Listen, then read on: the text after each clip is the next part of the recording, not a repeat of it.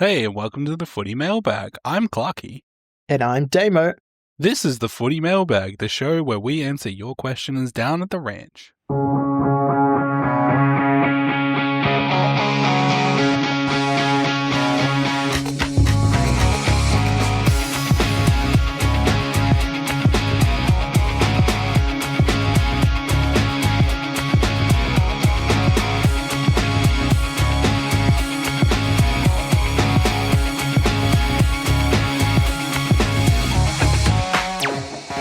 Bienvenido, Power Bottoms, and welcome to the end of the part A of Sir Doug Nicholls' round.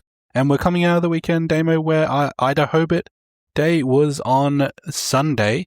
And yeah, we here at the Mailbag support and love all of our LGBTQIA plus friends, family, and listeners. We support you in the same way that we also support and respect the Indigenous cultures that make up the great game of AFL. And it's certainly been wonderful to celebrate that this week. And hey, look, Damo, I'm going to go straight into it. You know what caught my eye this week? 18 beautifully designed and absolutely bumping Guernseys. Do you want to know what I love about the Guernseys in particular, especially this weekend? Bradley Hill, he designed the St Kilda jersey. Stephen Hill designed the Fremantle jersey. Fremantle and St Kilda play against each other on Friday night. Isn't Brad Hill's jumper, wasn't it designed by the same young man who designed the Collingwood jumper? It was designed for Brad Hill by an 11-year-old Indigenous artist. I know Brad Hill had a part to play in the design. But yeah, it's basically Brad Hill's jumper against Stephen Hill's jumper on Friday night. Yes, which is, sorry, I apologize. I didn't mean to actually you, Damo. Yeah. But I realize that's what I've done now, and I apologize. That was rude of me. But yes, I do really appreciate. It's like the hill on hill effect of it, and I think it's a really good way to celebrate, like, you know, a fantastic family. For sure. I loved Bradley Hill when he was at the Dockers, and he left for, you know, what he hoped was, you know, a better fit for him, a better fit. Like he said himself, after he won those premierships at Hawthorn, he kind of wasn't sure what to do with his career. So he was like, I'll go play with my brother.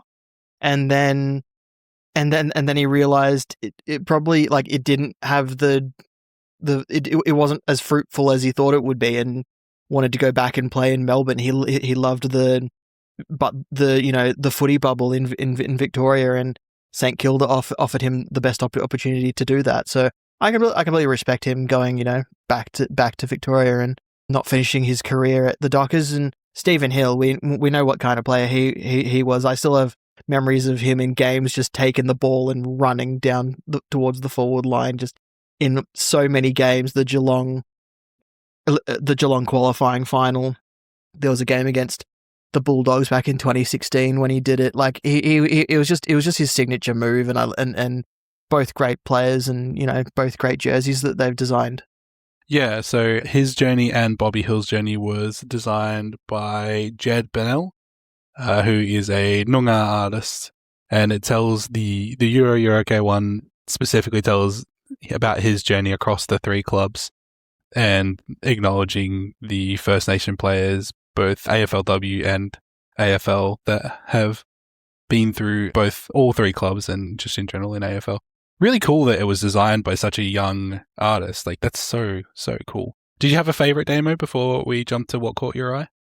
I hate saying that I love the Eagles one. I love the Eagles face. I've heard that a lot. I love the eagle face in the middle of the jumper. There was a few others that I really liked. I thought there were some teams that were a bit lazy just having the same as what they've had the past couple of years. But, I mean, you can't always have a Guernsey designed every single season. But, I mean, like, the Eagles one is the one that I remember But, yeah, they're all fantastic. I mean, they're all great. Just by having a favourite doesn't mean that we detract from any of the other ones. I personally am a big fan of the Bulldogs jersey this year. I think it looks absolutely great. I love the volcanic hills represented on it. I love the light blues into the dark blues representing the seas and skies. I think Richmond always have a really strong jersey because their colours really complement a lot of the earthy tones of indigenous art, so like the yellows, the reds, like those things that represent, the sun and the earth and those kinds of stuff. Same with Adelaide. Adelaide always have really strong jerseys because I was going to mention Adelaide's. I've just brought up the list again now, and the Eagles one stands out. I love the Adelaide one. Adelaide one designed by Wayne Miller. Yeah. I like Brisbane's. Actually, I don't mind that one. It is very similar to ones that they've had in the past, though. So, but like, if the design's good, then you don't really need to do much with it. The one thing I like about the Fremantle jersey is, I wouldn't call it my favorite, but I like how they haven't used the chevrons again as boomerangs. They've done that about 2 or 3 jerseys in a row before this one, and I felt that part of the design, while it made a lot of sense, was kind of an overdone concept. So I like that it's changed to something different this time around. But yeah, like, I'm just looking at them all now, and they all look fantastic. Like, the Melbourne one's great, the Kangaroos one is great. Even the footballs are really well designed. Oh, the footballs! Don't get me started on those beautiful, beautiful footballs, Damo. The core of our game. I love that, particularly the yellow ball. I think the colors pop really nicely on the yellow. That's just my take. It's I've just seen the Melbourne Demons long sleeve one. The design continues on the sleeve. Yeah. So that's very cool. That's very cool for that. They're all very cool. They're all so cool. But Damo, what caught your eye this week? I've noticed it a few weeks in a row, and I think it probably caught my eye more this week because I had the vice captaincy on Max Home in that Thursday night game. When teams get out to a sizable lead, especially the teams towards the top of the ladder currently, they're managing these players in second halves of games. Mm-hmm. Max Holmes was on track to score 130, 140 plus against Brisbane, but then only got to a 108 because in the second half, I think he only played like 55% game time. And that wasn't injury related. That wasn't anything to do with getting a tag. They didn't need him out there because the margin was so great, And it's kind of annoying because it's happening with a lot of players. I can't tell you exactly who. I know Sarong was managed against Essendon and he was getting close to a big score before the second half. I think I've seen, it might have been Isaac Heaney against North Melbourne that was a close game. I've noticed it a lot with a lot of Supercoach relevant players that people might have captained. Yeah. And it's just something that we don't know what the game's going to be like, but if it's a blowout and you've got a captain in that game, there's a good chance that captain's going to miss now, and that's unfortunate because we want a good captaincy score, but you kind of have to choose a player that isn't going to get managed because their position is, irreplaceable. Touch wood, and this probably jinxes him for this week. But who's been insanely consistent this year in terms of like, I'm looking at it now, and I would have taken a captain score probably any week of this player's, except for maybe round 1. And that's Zach Butters. He's had one score below 100, which is in round 1, which is a 94. But outside of that, his lowest scores are a 112, a 114, and a 117. Like, everything else is kind of absolutely 110%. You take that captain every day of the week. And I probably wouldn't have picked that. Zach Butters is my default captain. If I can't decide, I just tell Nate when he's writing his article, just tell people I'm captaining Zach Butters. Yeah, I always tell him to give me the most cooked captains so that I can be wrong. You win some, you lose some, I guess. Should we head over to rookies on the bubble? Who's on the bubble this week, Damo? Absolutely nobody important. Hey, you put some respect on Bodie Ryan? Huh? I don't know if he stays in the Hawks team. Like, people are trading him in, and maybe he does stay in the team, but there are some guys that are coming back from injury pretty soon. Barras is coming back soon. Scrimshaw's on the outer. Gunston is probably about a week away. I know that he's a forward, but that could, they could shuffle the magnets a bit. It's he's I'm a guy that still has Flynn Perez in his side, and even after Flynn Perez basically won them the game with that late tackle against Port Adelaide, he still got he still got dropped the next game for some reason. So I don't trust Sam Mitchell and these rookies much really to really endorse the Bodie Ryan pick, but I can see the merit in picking him up, especially if you need to get that cash, and he is named to play against Adelaide, but gee, it's nervous. It's nervous times. It's tough because everyone as well is currently most people are in an upgrade cycle. So they're trying to maintain a specific cadence. So they're trying to hit all these players at optimal or as close to optimal prices as possible before they get expensive again. And it's really hard when we don't have clear downgrade targets.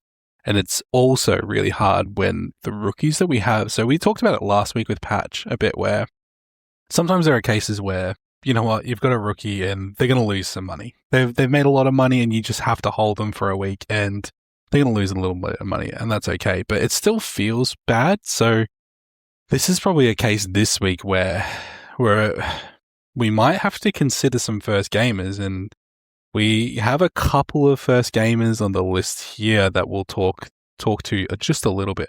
Well, I say we'll talk to, but really I'm the analog for the listener here because I know very little about all of these players. I know some of them played quite well, but we'll start off with Port Adelaide. Tom Anastasopoulos had his debut game last week. He scored very good. He scored very, very good.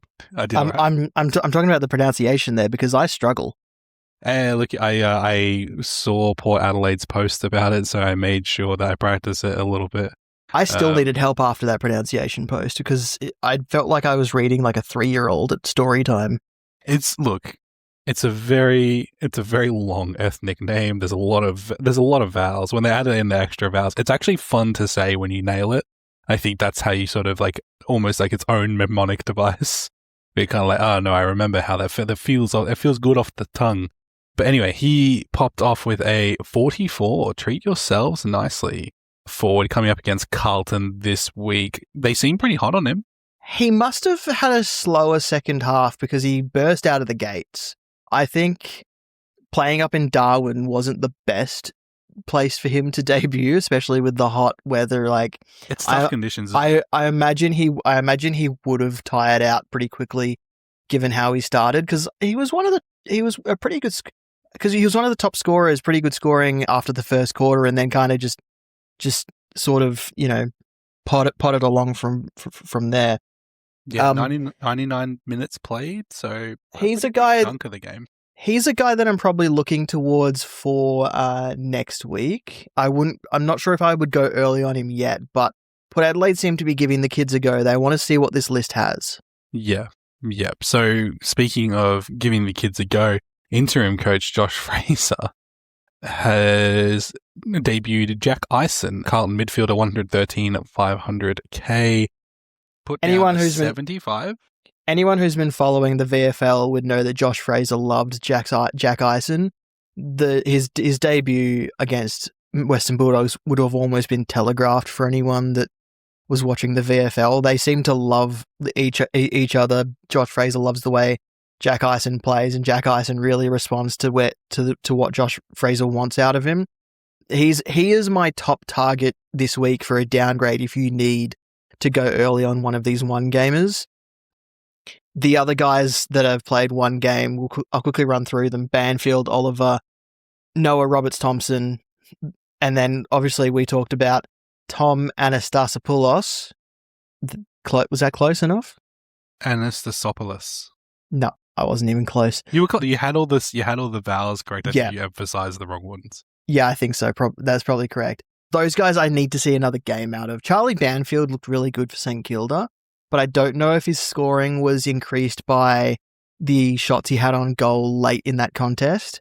So I need to see him again against, I was going to say a better opposition, but Richmond versus Fremantle probably is a better opposition than Richmond in that scenario. But Harry Oliver was okay without being great. Noah Roberts-Thompson did okay things, but yeah, I don't think I can bear to have another Richmond rookie. And that's the other thing. All the Richmond rookies are kind of stinky poo-poo, so we don't really want another one that is stinky poo-poo. Yeah, well, after a certain point as well, they're just taking points from each other. Like, look at Cumming. Cumming started so well, and then his role has just changed. Just that slight amount. Like, he's making good points per minute. You pointed out to me off mic, Damo, but he's just not getting the game time, and he's not in the CBA rotations as much anymore. It's really hard to predict that one and what he's doing. So he started off with 2 back-to-back 80s and then followed it up with a 32 and a 40, which is absolutely done all but tank his capital. He's getting about 10 minutes less game time than he was when in his first 2 games. So I don't know why, but because his points per minute hasn't really dropped off that much compared to his first and second game, compared to his third and fourth. He's just not getting the game time or the game time in his best position. But we know what he can do. We know that they're kind of wary about that shoulder, and we know that the Richmond injury list is at a point where if anyone else gets injured, they probably can't name a team. So they're probably managing him from that side of things as well. But, like, yeah, these Richmond rookies are difficult because they're managing them, but they're also trying to be competitive out there. But it's difficult, and I understand both sides of it, from both Supercoach and from a football perspective. But yeah, Jack Eisen, of all the one gamers, he's the one I would go for if you have to go early on someone this week. Yep, agreed. I had to cut that out because I think we were rambling a little bit. Huh? Ramble? Us? No, we don't ramble. We don't ramble. We don't ramble. This is a ramble safe zone anyway, Damo. This is most of Supercoach is ranting and rambling with your friends, or in our cases, other content creators in our circle. Shout out to the Beyond the Arc guys, because that is definitely one of my favorite rambling places, because they're just such a good bunch of fellas. Trade targets this week, Damo. Who are you looking at this week? I'm thinking, for me, it's time to get Gorn. I really like Gorn, and Gorn was in my plans until Tristan Sherry's stinker on the weekend against Adelaide. Now his price is going to come down really, really nicely for after North Melbourne's bye. So he's now my target. Jackson, actually. He's now my target for that. I already own Luke Jackson. I can't trade him in again. Well, not everything's about just you, Damo. Correct, but you asked me. You asked me about my targets. Yeah, fair enough. Yeah, so we got the big 3. Let's just call them that, the big 3. We haven't even mentioned Brodie Grundy's 203, but I would rather we didn't. I got the VC on him, and then I at one point was projected to almost 2,500 points, Damo, and then I got a Bont 88 and an Ed Richards 62, and then I had Murdoch on the field for 38, and then I had Dan Houston on the field for 75, and Wayne Miller for 71, and Myers for 36, and Lombard on the bench for 90. Just so many moments where my fate could have changed so drastically. Actually, can we talk about how shit the last round was if you didn't own Grundy? Like, it felt like only 4 premiums scored over 110 points, and everyone else just had a shit week. I have 4 players that scored over 100. No, 5 that scored over 100 last week. Bailey Dale, Jack Sinclair, Justin McInerney, Sim Flanderinos, Brodie Grundy. Oh, sorry, Butters and Holmes as well. So what's that? 6. Because I was looking at like people sharing their points for the round gone by, and there were some people who didn't even crack 2,000 because of how bad some players ended up last round. So. What's funny as well, because the one guy that has Brodie Grundy and then also all of the good premiums just overinflates what we now commonly refer to as the par for the round. It just inflates it so massively that you're like, oh my god, if I don't have 2,300, I'm losing rank this week, and that's crazy to think. It was a tough week. I can't relate to not owning Grundy though. I can. Relate. Very painful. Anyway, it's not trade great. targets. I can relate to owning Team English. You asked me about trade targets. Max Holmes is very close to getting DPP in defense, so he'll be on people's trade target list either this week or next week. He's got a nice break even, might get tagged by James Jordan. Wait until he's actually earned DPP to go after him. Oliver remains good, I think, if you're interested in another midfielder that's relatively cheap, 534k, and just he's hitting 100. And as we've just spoken to, hitting 100 is just good sometimes. Nick Blakey is on a hot run of form as well for 542,000. Partnered up with your spark from 2 weeks ago, Damo. John Noble, 553, coming off a 161, but a 3-round average of 140 and a total average of 105.2. Yeah, that's probably the main targets that people are going Caleb for. Sarong appears to be back, though, for people who are... I don't know if he's back or if he's just coming up against teams that don't tag. Yeah, that's fair. Finn Callahan seems to have been a bust, but he will now be cheaper if it does all come together for him again. I think Finn Callahan can turn it around, but that's only because I traded him in and I fucking hope he does. Noah Anderson's only 527k as well, and he is now just on a tear playing North this week. He's back to the Noah Anderson that a lot of buyers would have expected. However, caveat, asterisk, both of his massive scores have been at TIO, and they're back at Marvel this week. So, and Zach Merritt's 554k. He loves playing in Dreamtime at the G. His break even's 127, but he could genuinely beat that against Richmond. Well, you know what? I think any injury or suspension news? You've done that. You didn't do the wash up this week. So. I didn't do the wash up this week. Life got in the way of that. Luke Davies-Uniacke got cleared of his knee injury, but that was a watch. Cha-ching. Bailey Smith is on watch for a potential shoulder issue. They haven't mentioned anything in their injury report about it, so I'm assuming he's okay, but it is Geelong. As much as Nate hates us pointing out Geelong in their injury reports, they do like to fudge those sometimes. I think they're like me with answering emails, where just sometimes I forget. I just forget to update it, guys. Those are the two main ones I think we need to watch out for. Everyone else seems to be in goodish health. Okay, very good. Yes. Well, while we're talking about trade targets, then maybe you should give people the spark for this week. Okay, this week's spark is... Who did I decide on? You know what? Fuck it. My spark is Jaden Short. Ah, Damo. He's only had 2 scores below 90 for the season so far. It was a 68 against Freo, 60 against the Giants. Otherwise, he's gone 90 plus every single week. He seems to be the main distributor again for Richmond. He's fit, available, playing. What more can you ask for? And he's under 500k. Done. I like it. Sounds good to me, Damo. Good spark. Yeah. Good spark. Now it's time for the listener questions. Now, listeners, you may know this, but the question form is on our website, or you can find the comment section of our posts. We need the questions by 8 p.m. Wednesday, and if you want to send us a voice memo, they need to be 8 p.m. Tuesday. And that voice memo link is right next to the question form on our website, thefootymailbag.net, and then you can come across a voice memo like one of these, like this one from Jeff. He's back. Hey boys, it's Jeff. Just got a grievance, gratitude, I guess. First, I'll give you the grievance. What the fuck was that? The gratitude is, I guess, now I can sort of not give too much of a fuck about it and just sort of have fun with it, you know what I mean? Sort of pick a few pods, see how they go, get into some shenaniganizing, be picking some Clarky Sparks, you know that.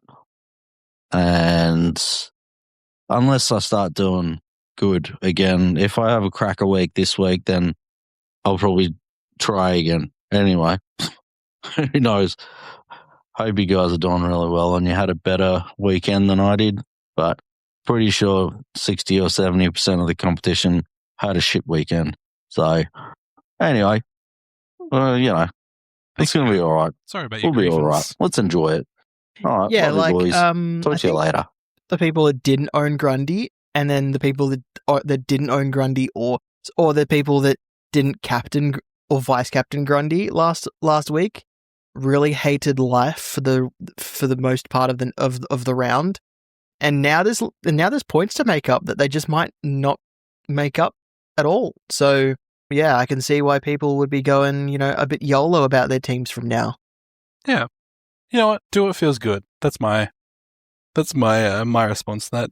Do whatever makes you happy. Supercoach is a game. It's meant to be fun. If you're not having fun, make it fun.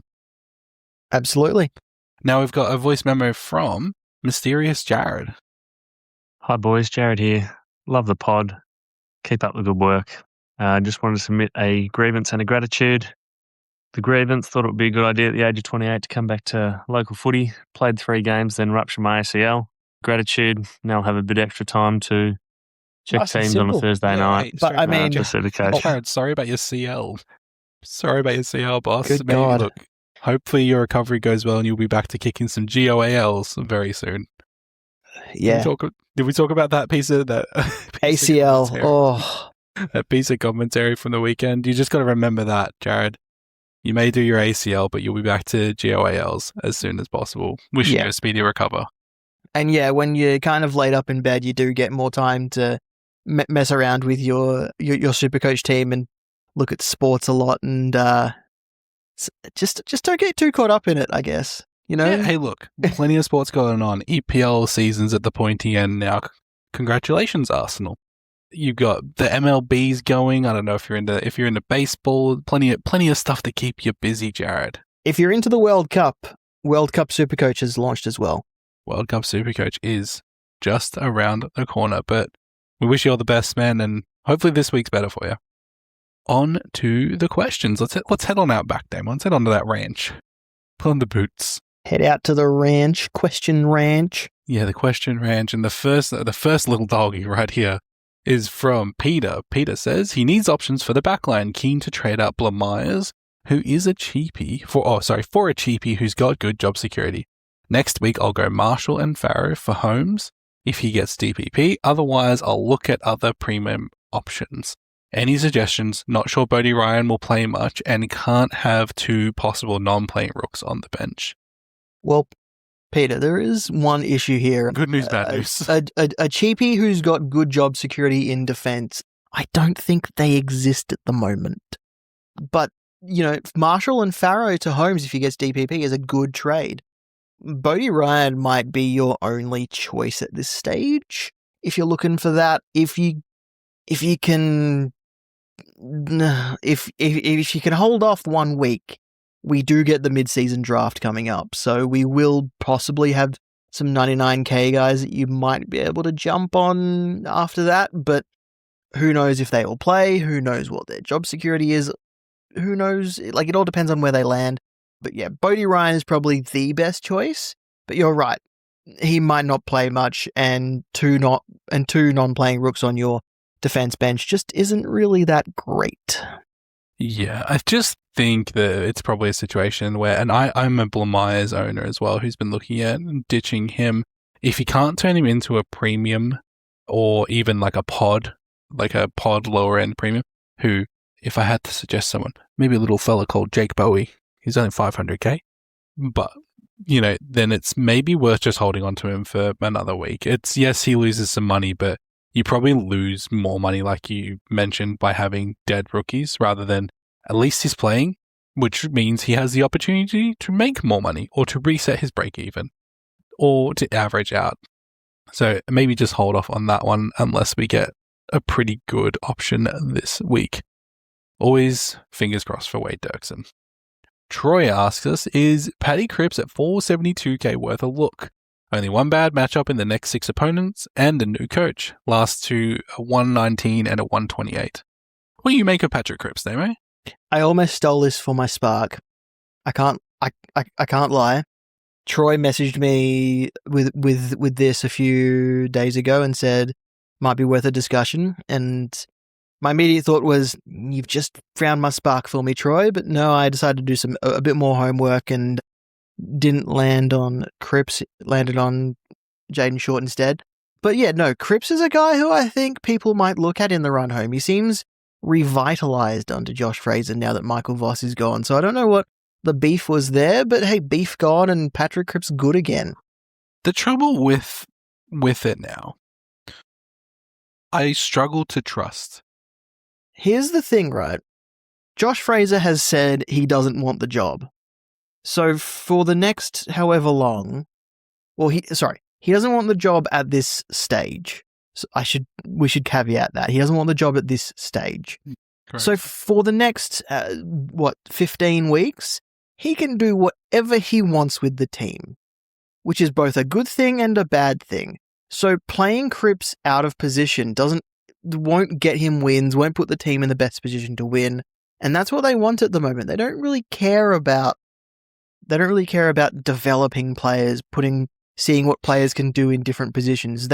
Josh Fraser just wants to coach a team and win games of football. And Patrick Cripps playing in his best position, which he has been doing for the last 2 weeks, is what Josh Fraser's going to be doing with Patrick Cripps. It's good for business. It's good for business. Good for Cripps and his Crippsisms. His Crippsisms? Yes. It's really showing it to his criticizers.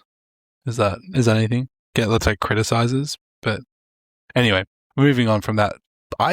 Consider it. If you have faith, then go. I think Damo's probably raised the best point that we have for pro Patrick Cripps. Looking at his season, he's also only had 3 games below 92, but 91.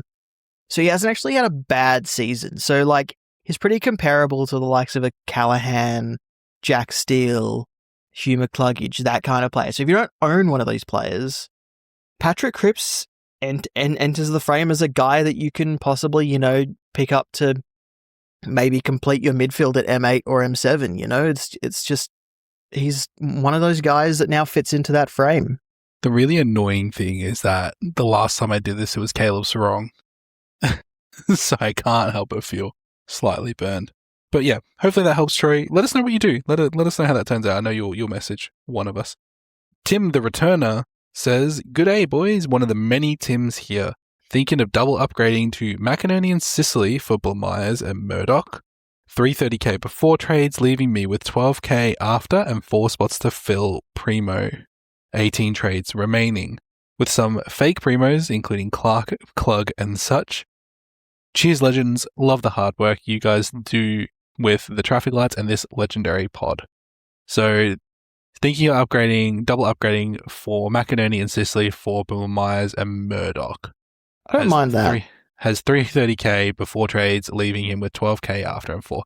Yeah, I think that's a pretty good trade. I think James Sicily's been underrated this season because he's had some because those games against Port Adelaide and Collingwood were a little bit understated, but he was dealing with that shoulder/ankle issue. Shoulder and ankle are not in the same place, but he got injured in those 2 places in the same game. Some call the ankle the shoulder of the foot. Not doctors, but some people do. I'm glad you clarified because I was like, who? Well, I'm never going to that. I'm never going to that practice. Dr. Nick in the room. But yeah, I actually don't mind those trades at all, especially for the guys you're trading out. I'm trying to just do the quick math of how much he would have to spend. What was it, Bull Myers, and how much is Murdoch? 307, which means that there's 1.2 mil to play with for 2 premiums. And it looks like we're looking for like a mid and a defender. It might be a mid. McInerney's also available as a forward, so he might be doing some swingies and roundabouts. Yeah, that's fair. I just wonder if Sicily is the best that you can get. Well, you mentioned Bowie before, or Bowie. I like Jake Bowie. Yeah, I feel like I haven't actually looked at Sicily's scores, but I feel like Bowie will probably have a similar output. The only thing I would say about Sicily is you've mentioned that you also have Jordan Clark, who you class as a fake primo. Sicily can get into that fake primo territory with his scoring. Yeah. So looking at it there for 470, I guess it depends. Look, here's the thing: we're not here to tell you exactly what to do. We can only make suggestions. I would probably say, like, you'd be better off looking at. Cal Wilkie. Well, yeah, Cal Wilkie. Damo, you're quite hot on him. I would even say, yeah, Jake Bowie, I would say is a really nice role. The D's really use him to move that ball outside of the 50. Like, he's got a real tasty halfback role, and he is just coming back from injury, so there is that uncertainty. Currently sitting at 500k. But even there's Nick Blakey's not super expensive. Bodie Euland is still quite affordable. Jaden Short, who you've listed as the Spark Damo. I think I would probably take Jaden Short over Sicily for that price point. It's 10k difference. That's just my opinion. Yeah. And look, for the sake of the podcast, I'd hate to be personally responsible for someone's misery, but I'd maybe consider that. I just don't like Sicily that much. Personally. On average at the moment, Bodie Euland, Jaden Short, and Cal Wilkie, 10, 11, 12. Cal Wilkie, you could probably get him even cheaper after this week because his break-even's 145. Bodie Euland has quietly become a pretty solid option down back. And Jaden Short, I'm surprised that he's only at 12, considering there's only 13 players with an average above 100 in the back line. So yeah, Jaden Short's had a weird one because I've had my eye on him for most of the year. I think he has those really standout solid games, but then his floor can be quite low when Richmond aren't doing well. But he hasn't really had any really low floor games. He's only had the 2 below 90, which was mid 60s, which isn't great for a premium, but isn't like, oh my god, disaster. Yeah, exactly. I mean, look, we've put up with Dan Houston for less. Yeah.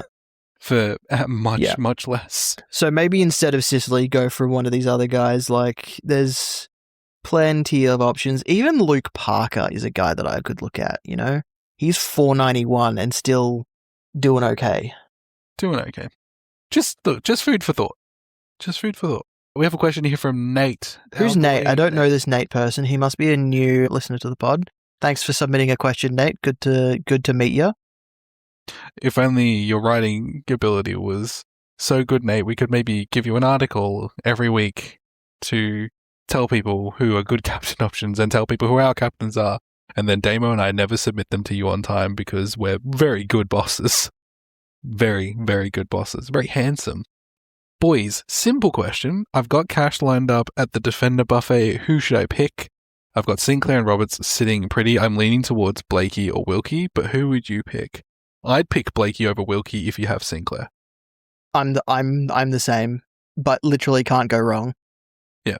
Blakey, you've got Noble. We've just talked through another bunch of cheap options as well.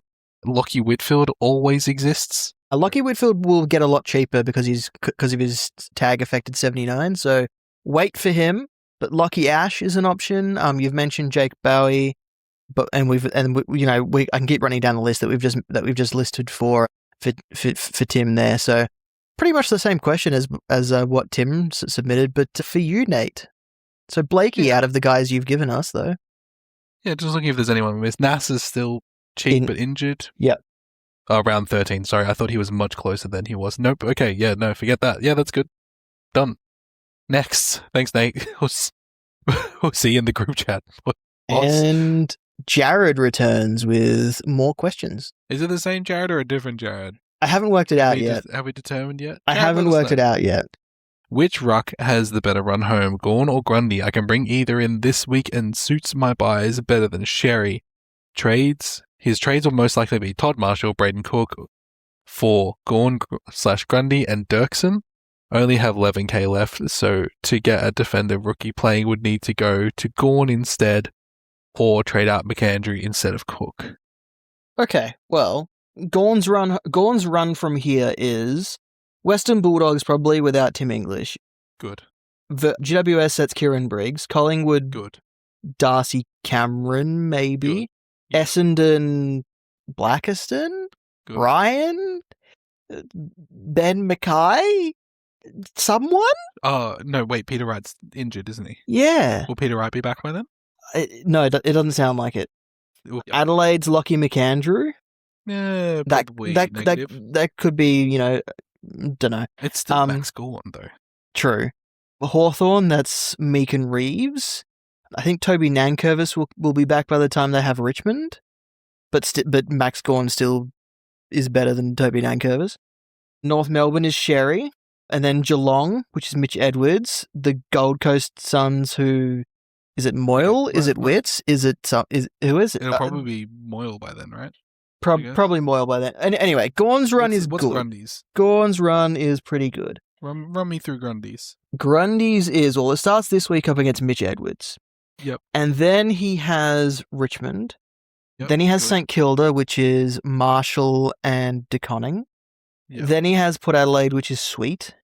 Then he has Brisbane, which is Draper and Fort. Draper, yeah. Then he has Western Bulldogs, which English should be back by then. Hopefully. Then he has Luke Jackson. Then he has McAndrew. Then he has Briggs. Then he has St Kilda again. Then he has Port Adelaide again. St Kilda again? Yep. Then he has Essendon, who knows who's doing their ruck at that point. And then North Melbourne, which is Sherry. So I think Gorn has the better run from here. I think Gorn has the better run, yeah. Based on what we've seen from the other rocks. Yes. Yeah. But that could always change. Yeah. Jared also asks, who's the most fieldable forward out of Scary, Lombard, and Liam Henry? Scary? Sherry? It's Chris Sherry. This week, can you field none of them? I would probably go Lombard. Yeah, I'd agree. As somebody who has to pick between Sherry, Lombard, and Marshall. Lombard. Okay, would love to hear your thoughts on rookies and if they need to be traded. Okay, he's got a list here, Damon, so I want you to give me a yes or no. Okay. Todd Marshall. Yes, if not selected this week. Sam Cumming. No. Milan Murdoch. You could, but not not necessary, but okay. You could, but not necessary. Yeah, not necessary, but okay. McAndrew. I know you can hold him until the Crows buy now. Yep. Mateus Filippo. You could. Braden Cook. There is a discussion that Braden Cook could be an F6 in a struggling team. Yeah, I'm actually not in a rush to trade Cook out because he's just scoring pretty okay. Honestly, Braden Cook at F6 and Josh Lindsay at D6 would not be the worst scenario for anyone. If trends continue. Yes, correct. Also, due to current options, is it better to hold off and wait for potentially better options on the bubble next week or from the mid-season draft? I think we've kind of covered that in a few different ways, but I think definitively our preference... I'm sorry, Damon, not to speak for you, but I feel like our preference is both to not force a trade this week, and if you do, the only one that we particularly care for is Ison from Carlton. Yeah, and just on the mid-season draft, I will have things on our social media about the draftees and whether I think they're Supercoach relevant and all that sort of thing. So you're too good to us, Dave. So let's keep a lookout for that. I have been blessed with some statistics that I can share. Numbers. Yeah, hope that helps. I don't think there's any other, just while we're talking, I don't think we've, just to make sure we've covered off all the rookies. Bull Myers, we're saying, is a sell. Blue Myers is a sell. Angus Anderson's a hold. Yeah, Recho is a hold. Recho's a hold. Tom Burton's doing what Tom Burton needs to do. He's fine. Trying to think of any other rookies that people may have that this could help them. Jagger Smith, if you still got him, I think you hold him now. He's got he's pretty good for a little bit longer. Yeah, I think that's a lot of them, right? Willem Dersma, you could probably, what's Willem Dersma's break even? You could probably cash in a Willem Dersma now. His break even's now getting pretty high. I like his role though. I like his role. He's just not going to make a lot of money from where he is at the moment. Yeah, I think if Jai Sarong is probably good to go if you need to get rid of him. If stability isn't a question for your team, hold Willem Dersma. Tanner Bruin, if you still got him, he's not really a rookie, but he's someone that you could safely jump off. Same with Sam Grill. He's actually been losing money for the last couple of weeks, so you might want to get off him before he hemorrhages anymore. Same with Jacob Farrow.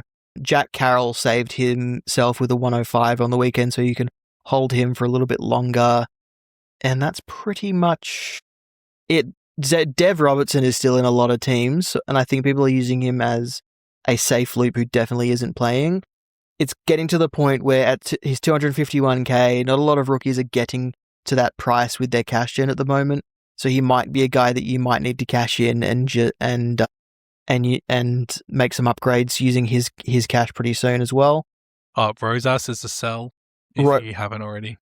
Malcolm Rosas is a sell. We've also got, just for anyone who may still have him, Selwood. I think you could probably hold, but I would say sell if you can. Same with if you're a Jake's holder. I'd probably just ditch him for the next stable rookie that we get, but probably not this week. I don't think there's anyone there. Yep. Buderick as well. Probably, once again, not a player that's in that rookie category, but somebody who people brought in on the cheap, I think. Yep. You could argue holding him against Melbourne, but after that, I think he's good to go. Yep. Beauty. Let's wrap it up there, Damon. Let's head back inside and curl up by the fire and talk about our vice captains and captains. But before we do that, listeners, keep a lookout for our traffic lights. You know where they are. They're on our website, thefootymailbag.net. They're on our Facebook page and Twitter page when they're released. So we give green for good players, yellow for bad players, and red for trades and avoids. Players can be given their ratings for several reasons, and that's up to us. And if you don't like that, make your own traffic lights. Damon, what was the traffic light grade for last week? The traffic light grade for last week was, I think it was like a 6 out of 10. So not bad, but could have been a lot better. Yeah, and just fixing what Clarkey said, yellow is a watch or a hold, not a bad player. Yeah, you know. What did I? Yeah, sorry. I got my brain was not working. I've been up since 5. Green is good, yellow is bad, and red is very bad. Yeah, they're all varying degrees of bad. Green is just bad later. Bad, but not right now. Good at time of writing the traffic lights are actually at writing the traffic lights. This is what we've actually never appropriately said. The traffic lights, people have been reading them all wrong. They're actually all just bad players, but it's whether they're bad right now or whether they're bad later. Vice captains and captains. I still love when a player who plays on a Thursday night scores like a 67, and I recommended them as a premium trade-in, and then they come to me at Friday morning. I traded in this guy and he was shit. Why'd you recommend this guy? And, shouldn't have taken my advice then. Yeah. Yeah. If you don't like Damo's baby blues, then you're in the wrong place, baby. Vice captains and captains, make sure you check out Nate's captains article over on our website. Hey, have I mentioned it before? thefootymailbag.net. Go read the article. There's a big link on the homepage. It tells you where to find Nate's articles. But Damo, who's your vice captain and captain for this week? Vice captain's Harry Sheasel. I think I really like him up against the Gold Coast Suns, especially at Marvel Stadium. Gold Coast can have an off game once they release themselves from the shackles of the Northern Territory.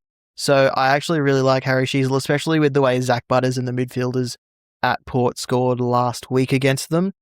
As for a captain, I'm keeping my options open. I've right now got it on Bontempelli because he's the last player, because he plays in the last game of the round, so it's easy to move him off to someone earlier if I need to.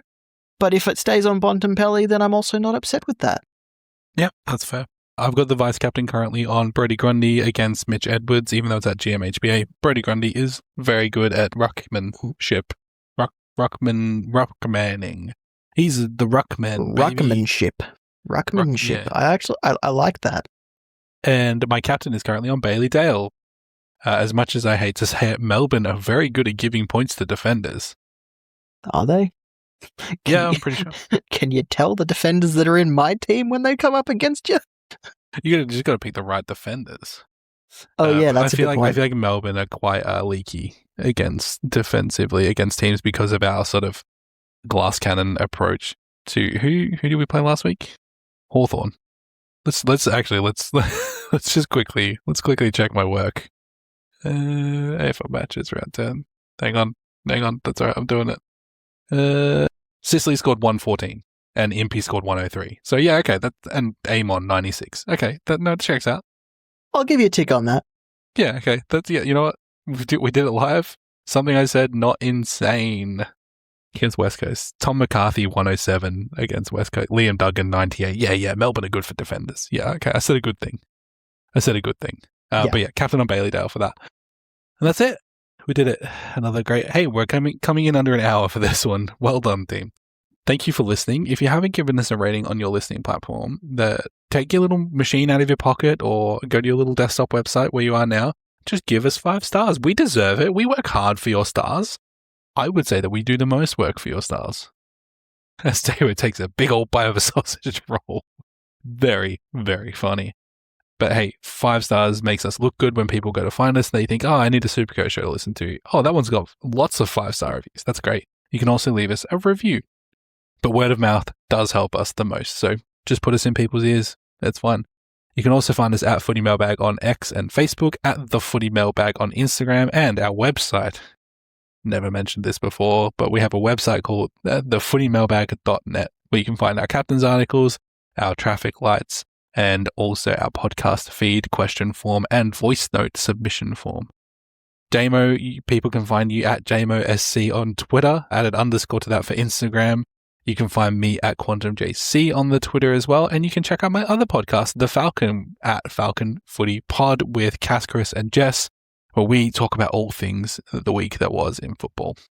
Until next week, listeners, we'll see you next time. Stay beautiful and be kind. Do something nice for someone. I appreciate you allowing me to eat sausage roll. No, it's fine. Do something. Yeah, listeners, do something nice to someone else for once in your lives.